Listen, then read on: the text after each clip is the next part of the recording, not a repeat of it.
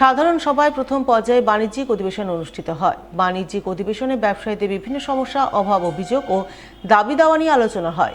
বাণিজ্যিক অধিবেশন শেষে দেশবন্ধু চিত্তরঞ্জন মার্কেটে 6টি ব্লকের ব্যবসায়ীদের প্রতিনিধি নির্বাচিত করার জন্য নির্বাচন অনুষ্ঠিত হয়। নির্বাচন প্রক্রিয়া তদারকি করেন মালদা মার্চেন্টের সভাপতি অসিত কুমার সাহা, সহ সভাপতি কমলেশ বিহানি, মালদা মার্চেন্টের প্রতিনিধি জয়ন্ত কুণ্ডু সহ অন্যান্যরা।